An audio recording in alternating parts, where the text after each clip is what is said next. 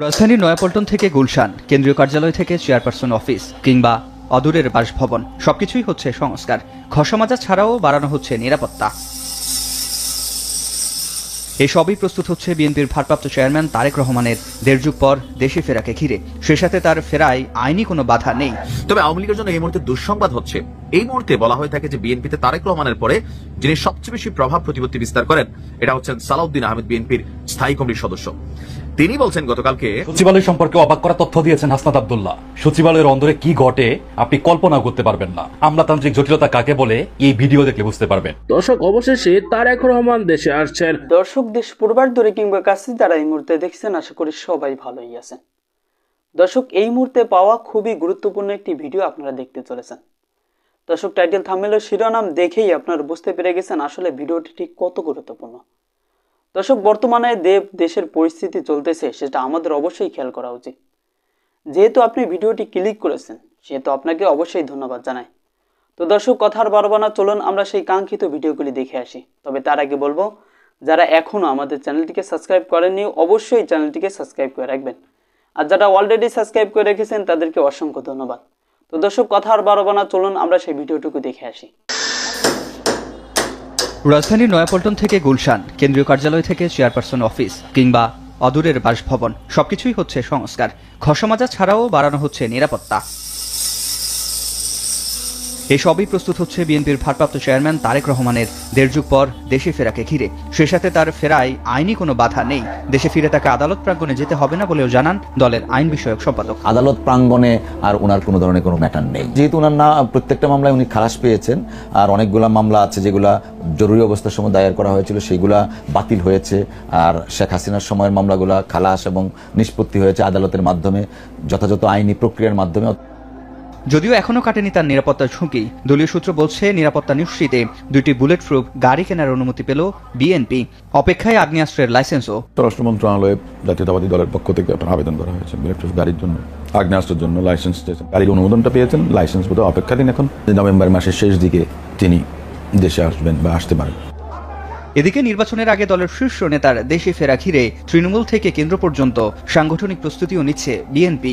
আমাদের ভারপ্রাপ্ত চেয়ারম্যান জনাব তারেক রহমান সাহেব উনি দেশে ফিরবেন, সেজন্য আমাদের দলের পক্ষ থেকে যে সকল প্রস্তুতি নেওয়া, আমাদের দলের পক্ষ থেকে কিছু সিদ্ধান্ত নিতে হয়েছে, আমরা সেই প্রস্তুতিও নিচ্ছি। মাঠের প্রস্তুতি আমাদের ইনশাল্লাহ অনেক শক্ত এবং শক্তিশালী সংগঠন হিসাবে আমাদের অবস্থান।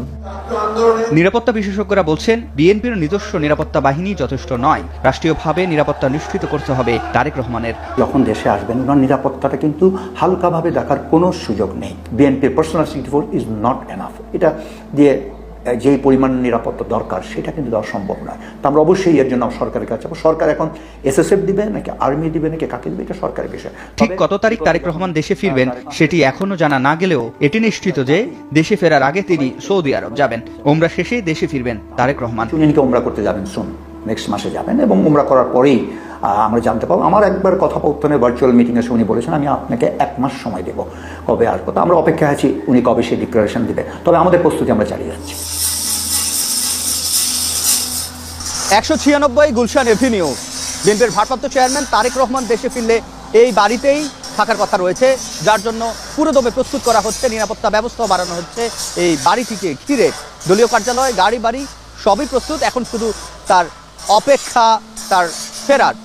শুধুমাত্র দলীয় নেতাকর্মীরাই যে অপেক্ষায় রয়েছেন সেটি নয়, সামনের আসন্ন ত্রয়োদশ সংসদ নির্বাচনে তারেক রহমানের ভূমিকা কী হবে, তিনি কোন আসনে নির্বাচন করবেন এবং তার নির্বাচনী প্রচারণার ধরন কি হবে, সে সকল প্রশ্নের উত্তরও মিলবে সামনের মাসে, অর্থাৎ তফসিল ঘোষণার আগের মাসে।